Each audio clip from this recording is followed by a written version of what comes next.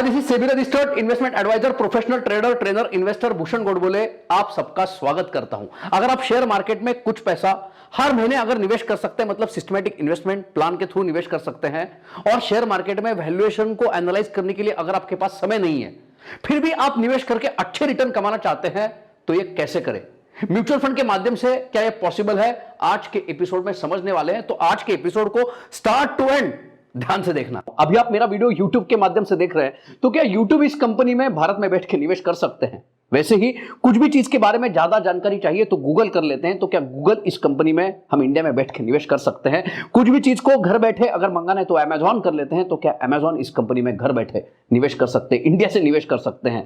वैसे ही कंप्यूटर में माइक्रोसॉफ्ट की सिस्टम यूज करते हैं, मोबाइल अगर अच्छा यूज करना है तो एप्पल का यूज करते हैं। तो क्या इन दोनों कंपनियों में, जिन कंपनियों ने बहुत जबरदस्त तरक्की की है, इन कंपनियों में इंडिया में बैठ के निवेश कर सकते हैं? क्या गोल्ड में सिस्टमैटिकली इन्वेस्टमेंट करके अच्छे रिटर्न कमाए जा सकते हैं? वैसे ही भारत में बहुत सारी कंपनियों ने बहुत जबरदस्त तरक्की की। इन कंपनियों में शेयर मार्केट में म्यूचुअल फंड के माध्यम से निवेश करना क्या फायदेमंद होता है? आपके वेल्थ को ग्रो करने का अगर आप मंत्र जानना चाहते हो तो आज के एपिसोड को ध्यान से देखना। अगर आज तक अपने जिंदगी में कोई रिस्क नहीं ली है तो यह सबसे बड़ी रिस्क आपने ली है। Not taking risk is the biggest risk of your life. अगर हम बिजनेस कर रहे हो या सर्विस कर रहे हो, उससे जो पैसे कमाते हैं उसमें से खर्चा निकालने के बाद जो रहता है उसको हम सेविंग कहते हैं। अब सटीक फाइनेंशियल प्लानिंग से ये सेविंग को अगर हम निवेश करते हैं तो हमारी फाइनेंशियली ग्रोथ कर सकते हैं, फाइनेंशियली हम ग्रो हो सकते हैं। हमारा एप्लीकेशन है आर्या मनी। देश में फाइनेंशियल लिटरेसी को बढ़ावा देने के लिए इस एप्लीकेशन को हमने लॉन्च किया है। इस एप्लीकेशन में दो पावरफुल ट्रेनिंग प्रोग्राम है, gateway to wealth and smart trader training programme. Gateway to wealth में फ्री वीडियोस का पावरफुल ट्रेनिंग प्रोग्राम है। इसमें फाइनेंशियल प्लानिंग के बारे में एक वीडियो हमने दिया है। जैसे उस वीडियो में मैंने बताया है, फाइनेंशियल प्लानिंग करते समय 3 सिंपल स्टेप्स को पहले फॉलो करना बहुत जरूरी है। पहली स्टेप है लाइफ इंश्योरेंस, दूसरी स्टेप है हेल्थ इंश्योरेंस, और तीसरी स्टेप है कॉन्टेंजेंसी फंड का प्लानिंग। कभी भी ऐसा वक्त आ सकता है जहां पे हम मुसीबत में फंस सकते हैं, चाहे बिजनेस कर रहे हो चाहे सर्विस कर रहे हो। तो इस मुसीबत के वक्त में तैयार रहने के लिए, जैसे उस वीडियो में मैंने बताया है, सफिशिएंट एटलीस्ट मिनिमम 6 महीने का कॉन्टेंजेंसी फंड हमारे पास होना चाहिए। अब उसके बाद जो पैसा बचता है वो पैसा निवेश करने से पहले हमें फाइनेंशियल प्लानिंग का अगला रूल फॉलो करना जरूरी है, जितनी आयु उतना पैसा सेफ। ये थंब रूल है, जितनी आयु उतना पैसा सेफ। अगर मान लेते हैं मेरी आयु 40 है तो मेरे पास जितना पैसा है उसमें से 40% पैसा मुझे सेफ रखना होगा। अब जो बचा हुआ पैसा है मैं रिस्क लेके निवेश कर सकता हूं। देखिए, अगर हम निवेश करने के लिए जाते हैं, जो सेविंग है वो निवेश करने के लिए जाते हैं, तो हमारे सामने 2 एसेट क्लास है।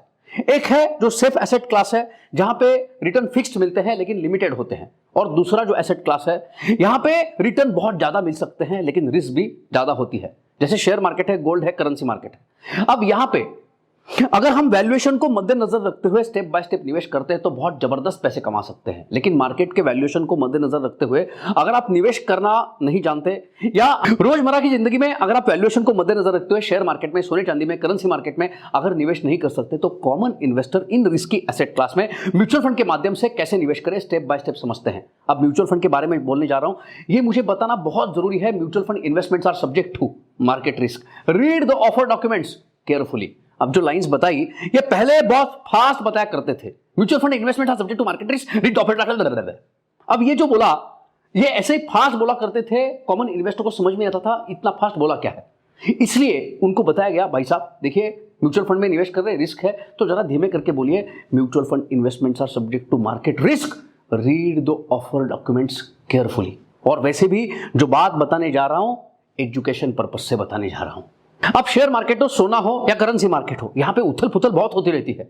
अगर यहां पे एक ही लेवल पे सारा पैसा एकदम से निवेश कर देते हैं और वहां से मार्केट धड़ाम से नीचे आ जाता है, तो वहां पे आपको नुकसान बहुत ज्यादा हो सकता है। अब यहां पे इस रिस्क को कम करने के लिए सिस्टमैटिक इन्वेस्टमेंट प्लान का चुनाव किया जाता है। अब सिस्टमैटिक इन्वेस्टमेंट प्लान का मतलब है आपको एक अमाउंट फिक्स करनी है, और वो अमाउंट हर महीने, अगर मंथली शिफ्ट कर रहे हैं तो हर महीने यहां पे निवेश करना है। आप अगर शेयर मार्केट में मंथली सिस्टमैटिक इन्वेस्टमेंट प्लान का चुनाव करते हैं तो एक ही लेवल पे सारा पैसा निवेश ना होने के कारण, अलग अलग लेवल पे हमारा पैसा निवेश होने के कारण हमारी एवरेज बाइंग प्राइस निकलती है। और जब मार्केट अगर नीचे जा रहा है, वहां से अगर ऊपर आता है, तो हमारे बाइंग एवरेज के ऊपर मार्केट अगर चला जाता है तो हम प्रॉफिट में आ जाते हैं। ऐसा नहीं होता अगर हमने पहले लेवल पे जहां पे खरीदारी की है वहां मार्केट कब जाएगा ये राह हमें देखने की जरूरत नहीं होती। एक बार हमारे एवरेज प्राइस के ऊपर चला गया तो हम प्रॉफिट में आ जाते हैं। अब इसको जो भी मैंने बात बोली अगर समझ में नहीं आई है तो वीडियो है थोड़ा बैक फोर करके देखिए, समझ में आ जाएगी। अगर हम शेयर मार्केट में लमसम अमाउंट निवेश करते हैं तो कितने टाइम फ्रेम के लिए निवेश कर रहे हैं, वैसे ही कौन से वैल्यूएशन पे मार्केट में आ रहे हैं, इसके ऊपर हमारे मिलने वाले रिटर्न्स निर्भर रहते हैं। अब सिस्टमैटिक इन्वेस्टमेंट प्लान का चुनाव करते हैं तो यहां पे भी कुछ एडवांटेजेस है, कुछ डिसएडवांटेजेस हैं। सिस्टमैटिक इन्वेस्टमेंट प्लान का चुनाव करने के बाद अगर शेयर मार्केट अप ट्रेंड में चला जाता है तो यहां पे सिस्टमैटिक इन्वेस्टमेंट प्लान में हमारी खरीदारी ऊपर की तरफ होती रहती है, जिसके कारण हमारी जो बाइंग एवरेज है ऊपर आ जाती है।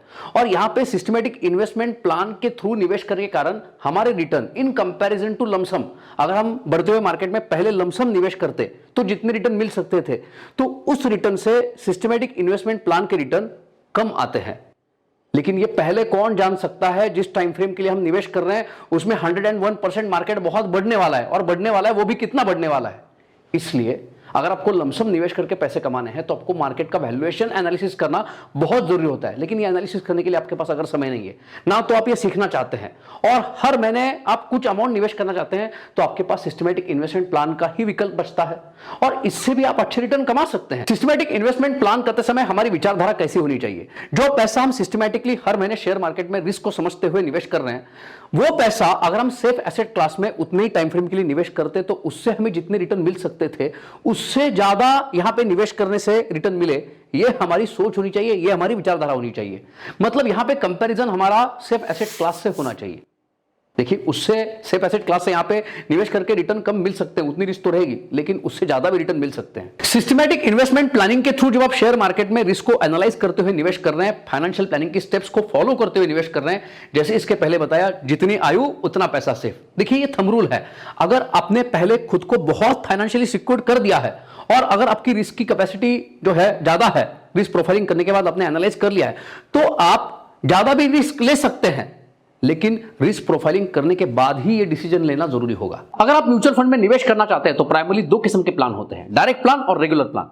अब दोनों में अंतर क्या है, जरा ध्यान देकर सुनना। आप किसी एडवाइजर के थ्रू किसी म्यूचुअल फंड में निवेश कर रहे हैं तो रेगुलर प्लान का चुनाव किया जाता है और यहां पे कमीशन ज्यादा होता है, और वहीं पे आप अगर डायरेक्ट प्लान का चुनाव करते हैं तो यहां पे एक्सपेंस रेशियो कम होता है, कमीशन बच जाता है और उसके कारण उसी फंड में, उसी प्लान में आपको रिटर्न ज्यादा मिलते हैं। आप डायरेक्ट प्लान में निवेश करें कैसे? आप जिस फंड में निवेश करना चाहते हैं उस एसेट मैनेजमेंट कंपनी के वेबसाइट पे जाके आप डायरेक्ट प्लान का चुनाव कर सकते हैं। या क्या कोई इंडिया में ऐसा प्लेटफॉर्म है जहां पे आप अलग अलग एसेट मैनेजमेंट कंपनी के डायरेक्ट प्लान को कंपेयर करके आसानी से आपको जहां पे अच्छा लग रहा है, एनालिसिस से आपको जहां पे सही म्यूचुअल फंड लग रहा है उसमें निवेश कर सकते हैं? ऐसा एक प्लेटफॉर्म है जिसका नाम है ग्रो ऐप। अब ग्रो ऐप के थ्रू जिस म्यूचुअल फंड में एनालिसिस करके आपको जहां पे निवेश करना है वहां पे आप डायरेक्ट प्लान का चुनाव बड़ी आसानी से कर सकते हैं। और इतना ही नहीं, जहां पे आपने निवेश किया है उसको आसानी से मॉनिटर भी कर सकते हैं। अगर आप ग्रो ऐप के थ्रू निवेश करना चाहते हैं तो लिंक डिस्क्रिप्शन में दे रहे हैं, उसका फायदा जरूर उठाइए। दुनिया के सबसे सफल निवेशक वॉरेन बफे कहते हैं उनके पश्चात उनका जो पैसा वो निवेश के लिए छोड़े जा रहे हैं, कौन से फंड में निवेश करें? Index fund. अब इंडेक्स फंड क्या है? वॉरेन बफे सर की इंडेक्स फंड के प्रति फिलॉसफी क्या है, अगर आप जानना चाहते हैं तो इसके ऊपर ऑलरेडी हमने वीडियो अपलोड किया है, अगर आप तक नहीं देखा है तो उसको जरूर देखिए। देखिए, म्यूचुअल फंड होता है, वहां पे दो किस्म से फंड मैनेज्ड होते हैं, एक्टिवली मैनेज फंड और पैसिवली मैनेज फंड। दोनों में अंतर क्या है, जरा ध्यान देके सुनना। अब एक्टिवली मैनेज फंड का मतलब है यहाँ पे जो फंड मैनेजर है उसके यहाँ पे जो लोगों का पैसा मैनेज करने के लिए आता है वो बड़ा एक्टिवली मैनेज करके निवेश करता है, ज्यादा एनालिसिस होता है। एनालिसिस करने के बाद वहां पे उसको जिन कंपनियों में निवेश करके अच्छे पैसे बन सकते हैं उनमें वो निवेश करता है। पीरियोडिकली उसको मॉनिटर भी करता है, अगर चाहे तो उसमें बदलाव भी ला सकता है। अब यहाँ पे काफी एक्टिवली काम होता है, इसलिए यहाँ पे फंड मैनेजमेंट चार्जेस ज्यादा होते हैं, एक्सपेंस रेशियो इन फंड्स के ज्यादा होते हैं। अब पैसिवली मैनेज जो फंड होता है उसको एग्जांपल से समझते हैं। मान लो एक एसेट मैनेजमेंट कंपनी है, वो निफ्टी 50 ये इंडेक्स फंड निकालता है। अब निफ्टी 50 ये इंडेक्स है, भारत में निफ्टी 50 का मतलब है भारत में जो टॉप की 50 कंपनियां हैं ये निफ्टी 50 में शुमार की गई है।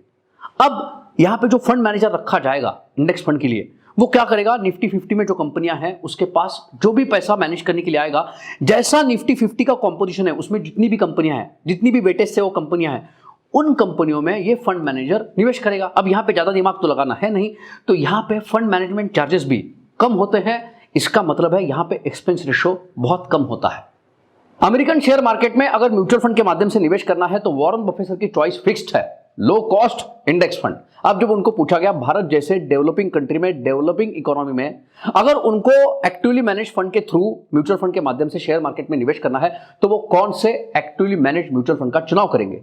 तो उन्होंने जवाब दिया, उन्होंने जवाब में बताया डेवलपिंग इकोनॉमी हो या कोई भी कंट्री हो, अगर वहां पे शेयर मार्केट में म्यूचुअल फंड के माध्यम से अगर निवेश करना है तो उनकी चॉइस वहां पे फिक्स्ड है, लो कॉस्ट इंडेक्स फंड।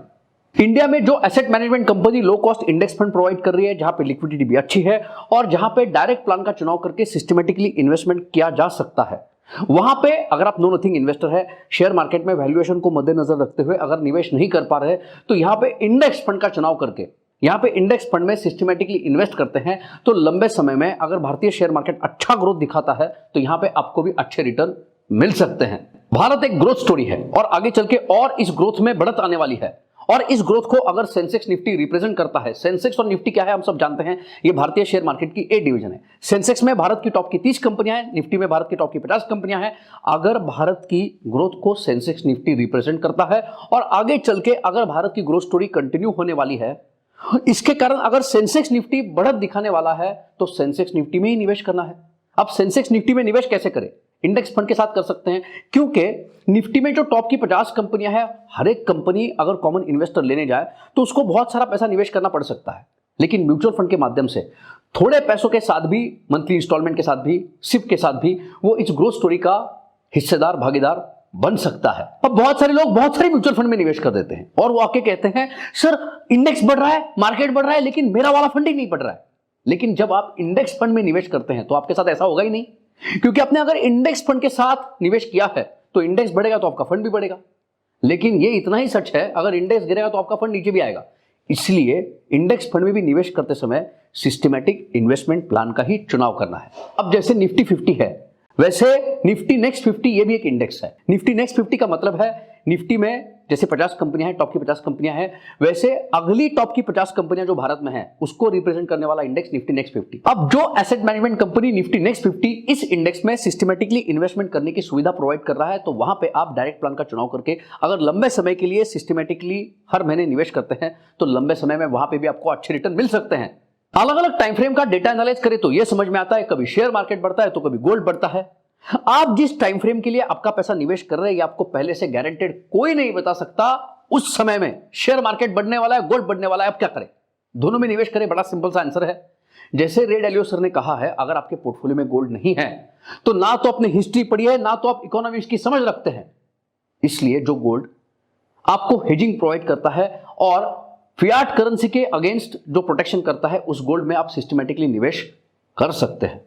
अब जिस इंडेक्स फंड के बारे में बताने जा रहा हूं वहां पर रिस्क ज्यादा है। अगर उतनी रिस्क आप अफोर्ड कर सकते हैं तो ही यहां पे निवेश करना है।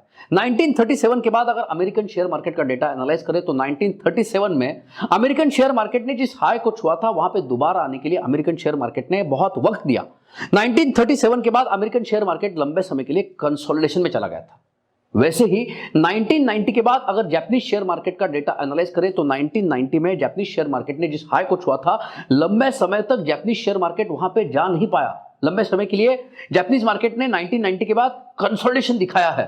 इसका मतलब है किसी भी देश का जो शेयर मार्केट है कभी भी लंबे समय के लिए कंसोलिडेशन में जा सकता है, और ऐसा भी हो सकता है एक देश का शेयर मार्केट कंसोलिडेशन में गया है और दूसरे देश के शेयर मार्केट में अच्छी बढ़ोतरी आ रही है।